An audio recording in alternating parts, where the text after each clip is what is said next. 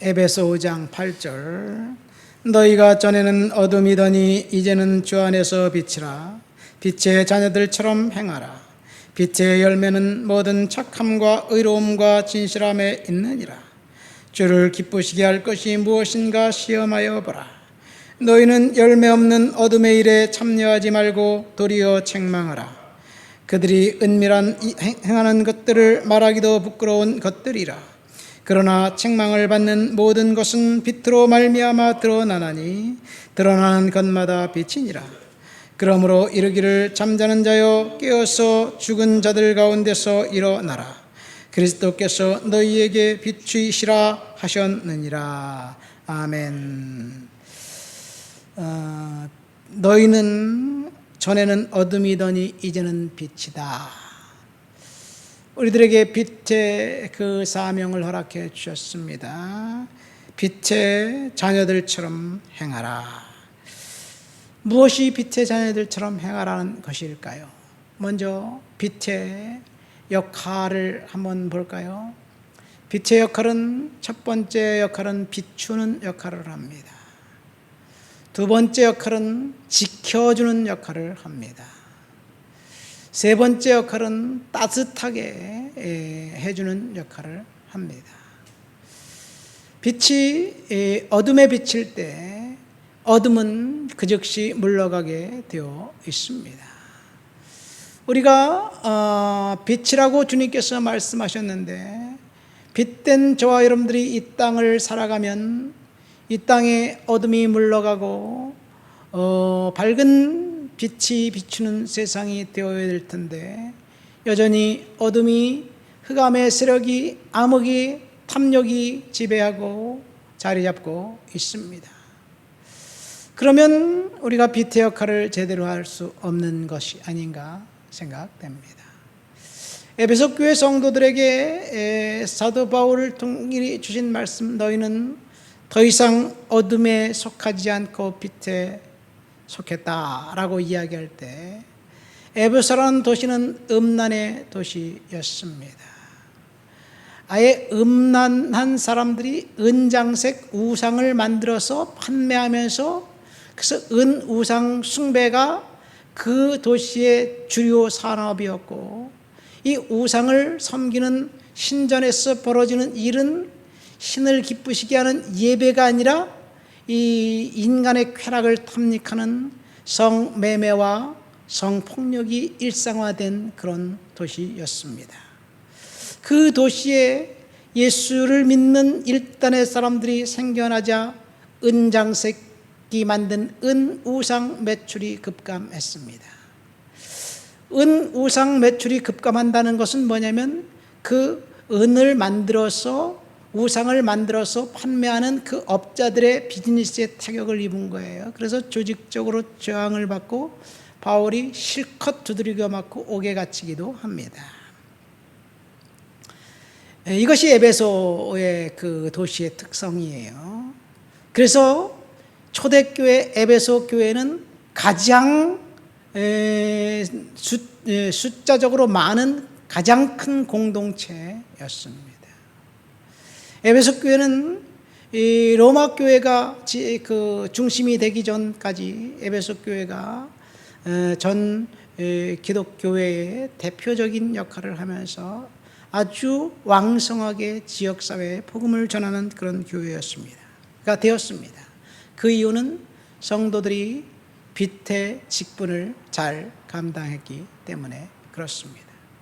오늘날 우리들이 하나님 앞에서 빛의 직분을 감당하기 위해서 정말 주님 앞에 쓰임받고 있을까 생각을 해보면 사실은 아닌 것 같아요. 예수 믿는 사람들이 지금은 숫자가 많이 줄어들어가지고 4명 중 1명, 5명 중에 1명이 예수 믿는 사람이라고 옛날에 얘기했는데 모르겠어요. 얼마나 많이 줄어들었는지 모르겠어요. 예수 믿는 사람들이 그렇게 많고 교회 각 도시마다 대형 교회들이 즐비한데 도시에 여전히 음란과 쾌락이 지배하는 것을 보면 우리가 빛의 역할을 제대로 감당하지 못하고 있지 않는가 생각됩니다.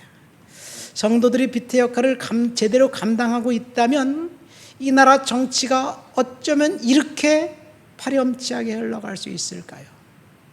국회의원들 중에 분명히 예수 믿는 사람들이 있는데, 국무총리가 된 사람이 예수 믿는 사람이라고 그러잖아요.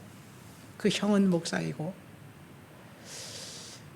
예수 믿는 것하고 비리 저지르는 것하고는 다른 것 같아요.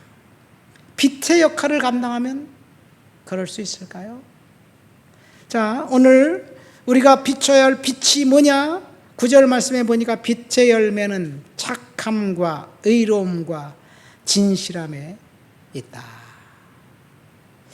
착하고 의롭고 진실하게 이 세상을 살아간다면, 그러면 이 세상은 더 이상 죄가 만연된 세상이 될 수 없지 않을까 생각됩니다. 이 세상의 작동의 원리는 하나님의 말씀에 의해서 빛이 다스리는 세상이 되어야 되는데, 여전히 이 세상은 탐욕이 동인이 되어서 작동하고 있습니다. 탐욕은 영어로 greed예요. 탐욕을 요즘 사람들은 greed라고 말하지 않고 비전이라고 이야기합니다. 수단과 방법을 가리지 않고 뭔가를 성취하려는 비전, 이것이 탐욕이 아니고 어떻게 비전이 될 수가 있을까요?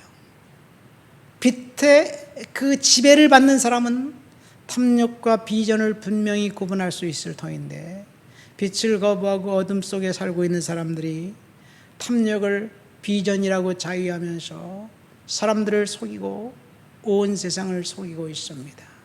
그러나 끝까지 하나님은 속일 수 없는 거예요. 탐욕의 결말은 사실은 죽음입니다. 민수기 11장에 보면 출애굽한 이스라엘 백성들이 탐욕을 품었어요. 섞여 사는 다른 인종들이 이제 탐욕을 품고 요동을 쳤습니다. 그래서 모든 사람들에게 탐욕이 전염되어서 모세와 아론을 향해서 저항합니다. 우리가 이 광야에 여기는 만나와 메추라기밖에 먹는 것이 보이지 않는다. 애굽에서 먹었던 부추와 마늘과 오이, 이런 것들에 먹고 싶고 그립다. 그러면서 애굽으로 돌아가자, 이런 이야기를 합니다. 그들은 분명히 만나와 메추라기를 먹고 있으면서도 탐욕을 품으니까 하나님이 공급해 주신 그 공급에 대해서 감사할 수 없었고, 과거에 있었던 그런 추억하면서 애굽으로 돌아가겠다는 이야기예요. 그 탐욕의 끝에는 결국은 식중독이 걸려서 수많은 사람들이 죽었습니다. 탐욕은 내가 갖고 있는 것을 보고 감사하지 않는 것이 탐욕입니다. 지금 우리가 하나님 앞에서 감사하는 삶을 살아가야 될 줄 믿습니다. 이것이 빛의 역할을 하는 거예요. 하나님께서 저와 여러분들을 빛의 자녀로 선택하셨고 부르셨어요. 우리는 정결과 거룩과 깨끗함과 착함의 열매를 맺어야 될 줄 믿습니다. 그러면서 14절에 주님이 뭐라고 이야기합니까? 잠자는 자여 깨어서 죽은 자들 가운데서 일어나라. 그리스도께서 너희에게 비추이라 하시느니라. 무슨 말입니까? 우리는 어둠을 비추는 빛인데 일어나서 세상을 밝히라는 이야기입니다. 더 이상 잠잠히 있지 말라는 이야기입니다. 우리가 빛을 밝히면, 성도들의 빛을 밝히면 어둠은 분명히 물러가게 될 줄을 믿습니다. 어둠을 물리치고 우리가 빛의 역할을 감당할 때 하나님께서 또다시 영광 받으시고 은혜가 임하는 이 세상이 되지 않을까 생각됩니다. 하나님 아버지 감사합니다. 대한민국의 교회와 성도들이 더 이상 어둠이 아닌 빛의 역할을 감당하기 위해서 일어나 대한민국을 비추고 이 땅을 비추고 이 세상을 비추는 역할을 감당할 수 있도록 도와주시옵소서. 지금 이 땅이 혼탁합니다. 어둡습니다. 죄가 지배하고 있습니다. 파렴치함과 내로남불이 일상이 되었습니다. 하나님, 성도들만이라도 착함과 의로움과 거룩함을 빛을 비춰 이 세상을 다시 깨끗한 정결한 세상 만들 수 있도록 주여 도와주시옵소서. 예수님 이름으로 기도합니다. 아멘.